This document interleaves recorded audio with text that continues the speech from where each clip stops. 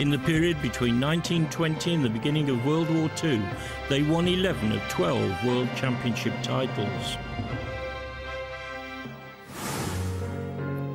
The first World Championship after World War II took place in Prague, but Canada did not participate. After 25 years, the Belgian Paul Loic was replaced by the Swiss Fritz Kratz as president.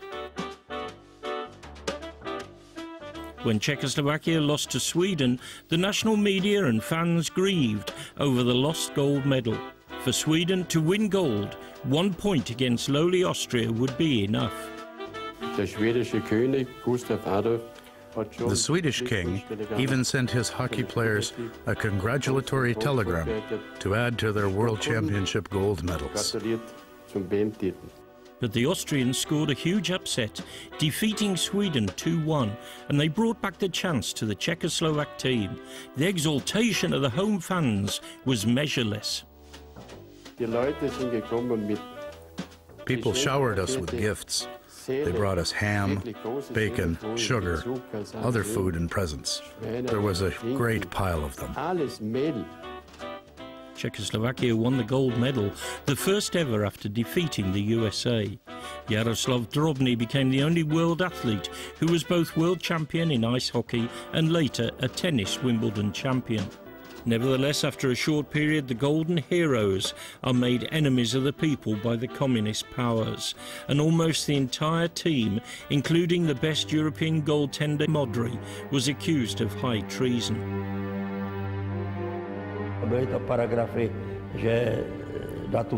On such charges, we could have easily faced the gallows.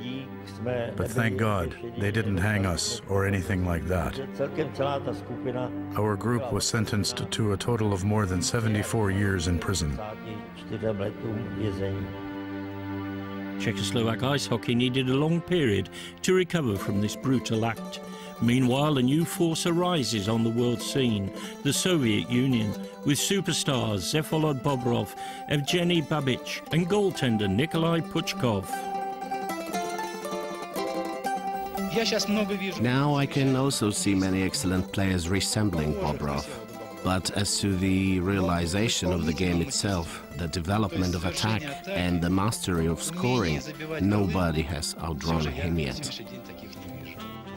Vladimir Zabrodsky expressed early that the Soviets will one day dominate world ice hockey. However, when they appear for the first time in the Stockholm World Championships in 1954, the majority of experts do not consider them as a serious contender. The newcomer is not scared, not even by Canadian toughness. They surprise with their speed and excellent teamwork. The East York Lyndhursts are beaten 7-2. The prediction of Zabrodsky proved to be correct. Vsevolod Bobrov receives the World Championship trophy as well as the Best Goal Scorer trophy that was introduced by the IIHF for the first time. Sweden is starved for a medal for the last 2 years, but they do not change the team going to Moscow in 1957. Lundwall, Tumba Johansson, Bjorn are the frontline players for the Three Crowns. The decisive game against the Soviet Union at the Lenin Football Stadium is watched by 50,000 spectators, the highest attendance figure in World Championship history. The Soviets turned the score from 0-2 to 4-2 in 5 minutes. Sweden succeeded to tie it up 4-4, and this was the point they needed to become world champions for the second time. A somersault performed in front of participants of the World Championships in Oslo by the ski jumper Sigmund Ruud was duplicated during the performance of Canada's Whitby Dunlops, the best team at the World Championships. Connie Brodin became the first hockey player who won the World Championship gold medal as well as the Stanley Cup in the same season. He reached the double some weeks later with the Montreal Canadiens. Dunlop's team captain Harry Sinden, later coach of the NHL Boston Bruins, winner of the Stanley Cup, nuzzles the trophy as a child, and he does not take notice of his surroundings.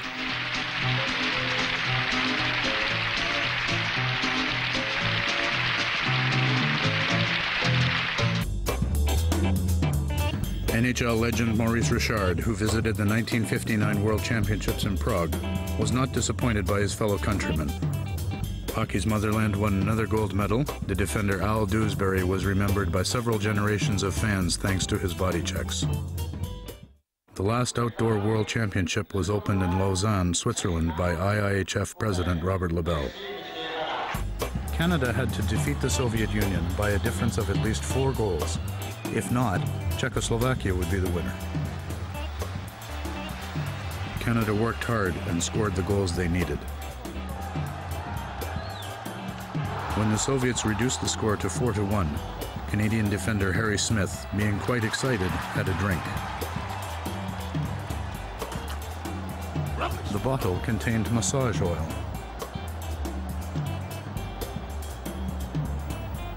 The bitter taste in his mouth disappeared when his teammate Norm Leonardon scored to make it 5-1 and provided Canada with the necessary 4-goal cushion.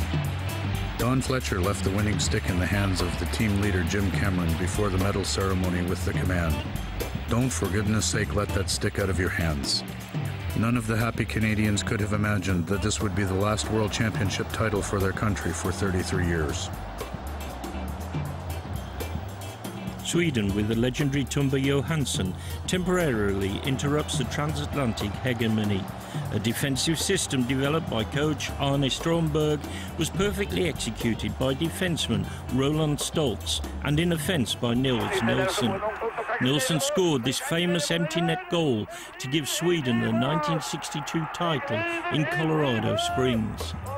Canada's time as world power was coming to an end. The power balance in world hockey swung with the appearance of the duo coaching of Anatoly Tarasov and Arkady Chernyshov. The team became the most important. The stars were subordinate. Anatoly Fursov is one of the world's best players.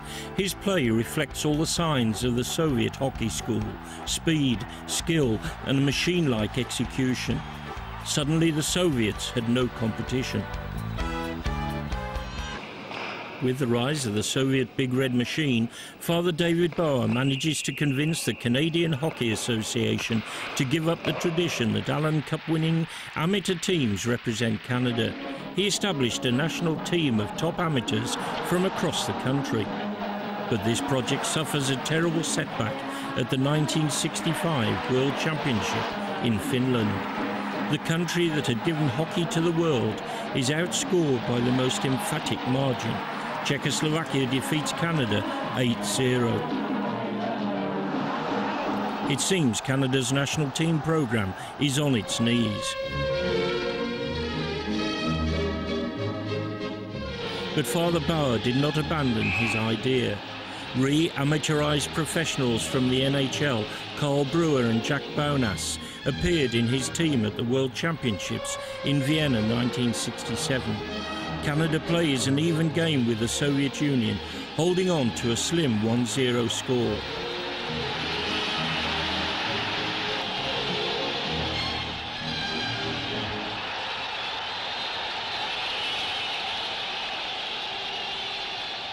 The Soviets are trailing in a key game, and they have not been in a position like that for quite some time.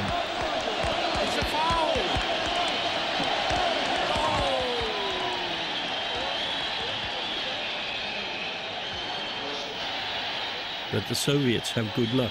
The puck, after a first-off touch, flies with a high lob behind the back of surprise goaltender Martin.